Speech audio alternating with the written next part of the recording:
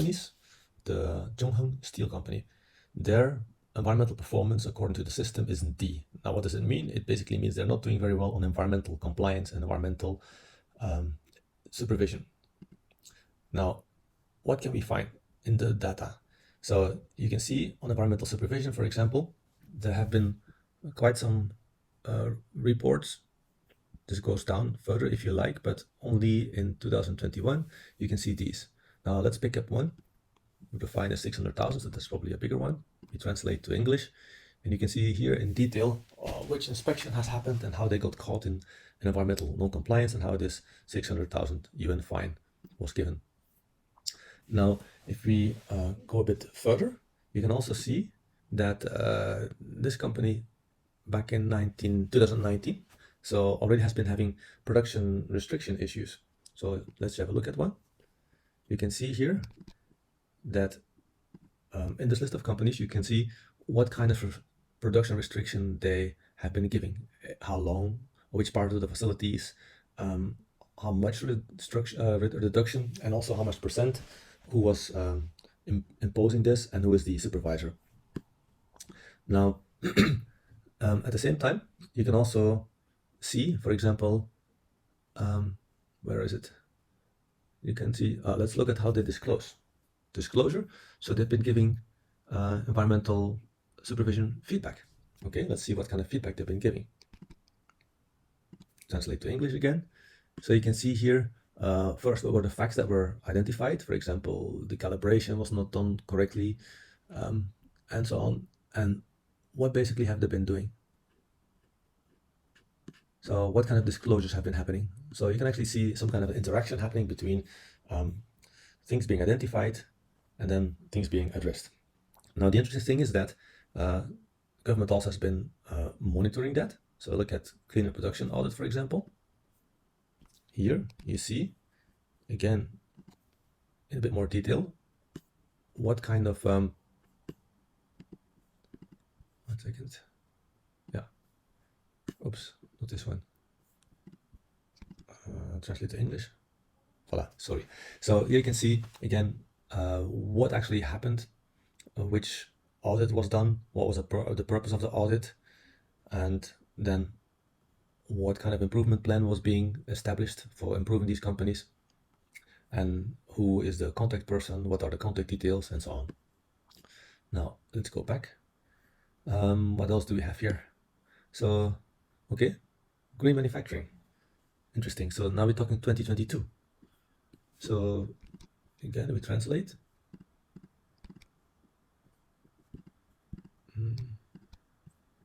Voila.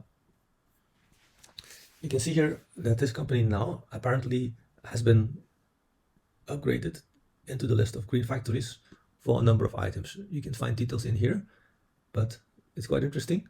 So how they are upgrading. Now, what else can I show here? Maybe this is another thing. So another part of disclosure is, for example, automated monitoring feedback.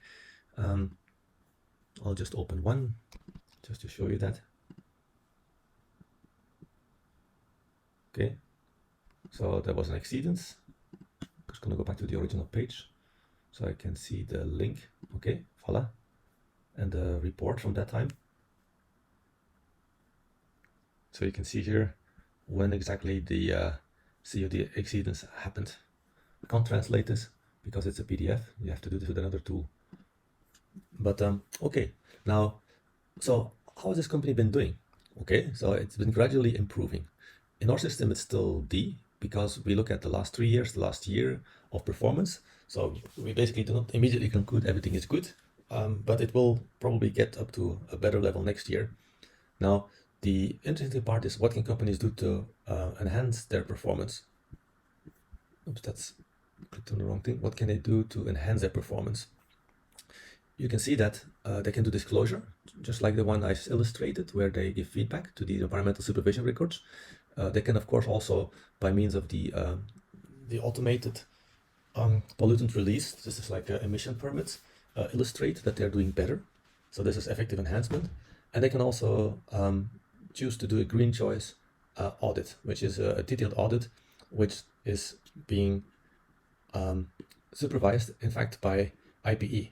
So because IPE is an NGO and they list violation records of companies, and to be removed from this listing, they actually need to have a third-party audit. The automatic reporting obviously is free because it's digital, and then disclosure obviously is free because they can disclose to the system what they're doing. So you can actually see how the company is being stimulated in all kinds of ways to improve their performance and to disclose. You can also, if you want, look at the details of the documents on how to do that and so on. I'm not going to go into details here. Now, this is environmental performance. What about environmental risk? So environmental risk actually is all about resilience. What is the chance of this company actually getting into trouble because of internal factors? And internal factors, again, of course, are the environmental performance, so the pollution prevention and control of the company itself. You see here, it's a high risk because we do not consider this company yet as a stable, proven, environmentally compliant company. And here you can see much more detail also what's behind this scoring. Now, it mentions all the things that I just explained to you about the disclosure that has been happening, the fact that they've been improving, and so on and so on. Now, what are the other, sorry, I was talking about the environmental performance here. Now, what are the other parameters? This is the prevention control. Now, this company is listed high. Why? Because it's a key pollutant discharging company. So they are labeled as a company with high pollution and high impact. So that's why they are monitored closely by the government. So this is environmental performance, what I talked about just now. And this is actually how much they are being scrutinized because of being a high polluter. Now, on site planning, the risk is low. Basically, it means that they're not in the risk of having to be closed down or moved or in a very sensitive area or so on. Air quality, it basically means that although this is a polluting company, they are in a medium level risk with regard to getting production restrictions and so on. And we've also seen that.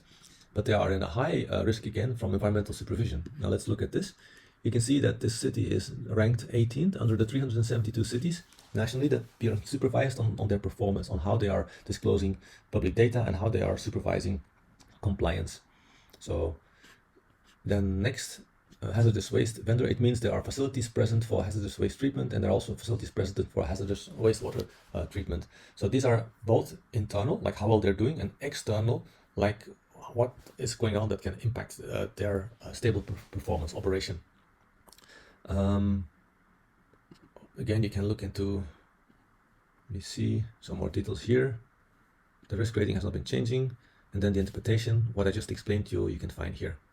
Okay, so now let's look at enterprise carbon emissions. Now this company apparently also has had greenhouse gas emissions with these amounts. Again, there is a report here.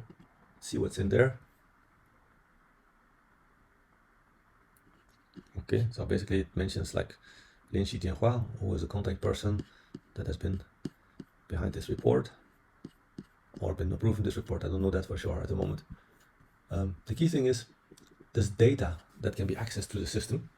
And the question is, which kind of data sources do you want to use and how do you want to use them? So this system here that is scoring on environmental performance and environmental risk has its own set of parameters which are explained here.